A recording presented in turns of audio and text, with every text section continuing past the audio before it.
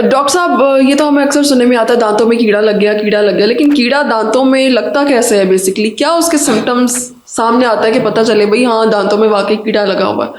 दूसरा मैं ये पूछना चाहती हूँ कि कीड़ा लगा हुआ जो दांत है, क्या उसको बचाना ज़्यादा बेहतर है या फिर उसको निकलवाना ज़्यादा बेहतर है?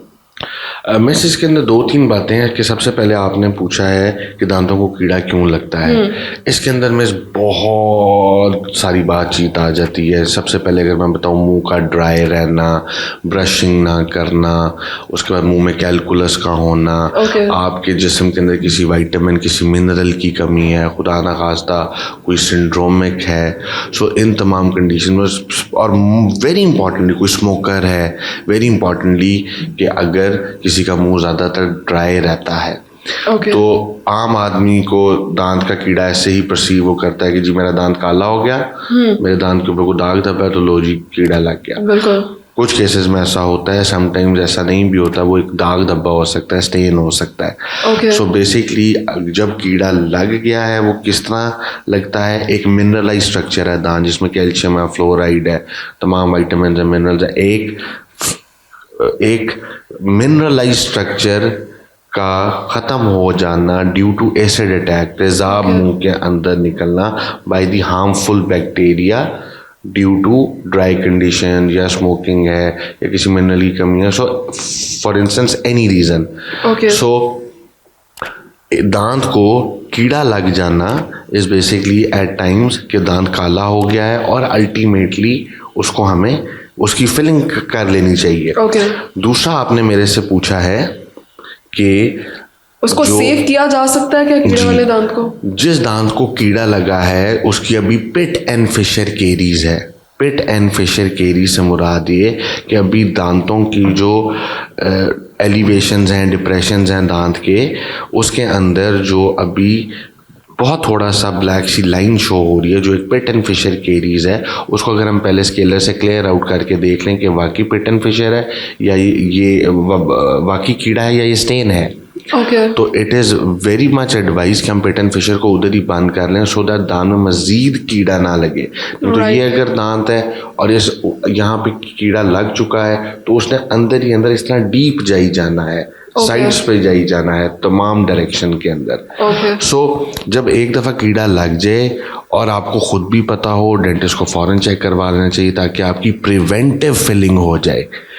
फिर आपने पूछा कि दांत निकलवा देना बेहतर। अब देखें, अगर तो बच्चा को पैदा हुआ है, ठीक है, और उसके मुंह में एक छोटा सा नेटल टूथ हो जो पैदाइशी तौर पे आम तौर पे कभी कभी बच्चों के होता है, उसको निकाल देना नुकसान नहीं है। बच्चे का कोई दूध का दांत है, पीछे से पक्का दांत आ गया, आगे से दूध का दांत नहीं निकला, तो दांत निकाल देना भी कोई गलत नहीं है उसका, ठीक है, मेडिकल इस चीज़ को मानती है।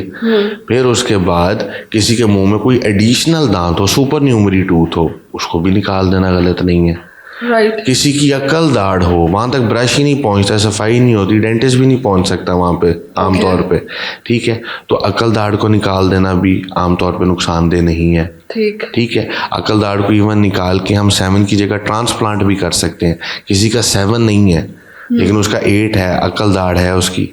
ठीक है, तो हम उसकी अकल दाढ़ निकाल के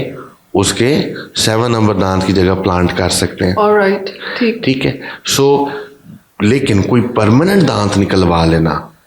ठीक है, ये डेफिनेटली नुकसानदेह। सबसे ज़्यादा आपका स्पेस लॉस हो जाएगा वहाँ पे, आगे पीछे वाले दांत हिल जाएंगे, ऊपर नीचे, ऊपर का निकला तो नीचे वाला, नीचे का निकला तो ऊपर वाला दांत हड्डी से बाहर आना शुरू हो जाएगा, लंबा होना शुरू हो जाएगा, ठीक है, और पूरी ऑक्लूजन होती है जी कि सारे दांतों का मिलाप जब हम इस तरह बाइट करें, जब हम पीछे से दांत मिलाएं खुराक चबाते हुए, तो दांतों का जो मिलाप है that is called occlusion. So occlusion सारी डिस्टर्ब, और ऑक्लूजन के डिस्टर्ब होने से खुदा न खास्ता आपका TMJ जो आपका टेम्पोरोमैंडिबुलर जॉइंट है, ये इसके ऊपर अनइवन फोर्सेस आने से यहाँ पे कोई मसला शुरू हो गया, तो सबसे पहली मैनिफेस्टेशन उसकी आएगी clicking sound of the TMJ, टक टक की आवाज़। अक्सर मेरे पास पेशेंट्स आते हैं कि डॉक्टर साहब ये देखिएगा, ये मैं जबड़ा बंद करता हूँ ना, टक की आवाज़ आती है। तो अगर हम उसको स्टेथोस्कोप के साथ पैल्पेट करें तो उधर फील होता है कि इसका को TMJ का भी इशू है, और ऐसे पेशेंट का जब आप मुंह खुलवाते हैं तो एक नहीं कई दांत निकलवाए होते हैं, सही। सारा TMJ डिस्टर्ब हो जाता है। तो इट इज़ वेरी इंपॉर्टेंट कि हमने दांत को जो है ना, कौन सा वाला दांत निकाला जा रहा है, किस वजह से निकाला जा रहा है, और अगर निकाल लिया, परमानेंट भी निकाल लिया और उसको रिप्लेस नहीं कराया, एक दांत निकला, एक इम्प्लांट नहीं लगा, एक दांत निकला, एक 3 यूनिट का ब्रिज नहीं लगा, एक दांत निकला, एक आपने सिंगल यूनिट पार्शियल डेंचर नहीं दिया, तो आप ना एक्सपेक्ट करें कि आपके दांत जो है ना बिल्कुल ठीक रहेंगे। कुछ भी हो सकता है, आप अपने आप को रिस्क पे डाली जा रहे हैं।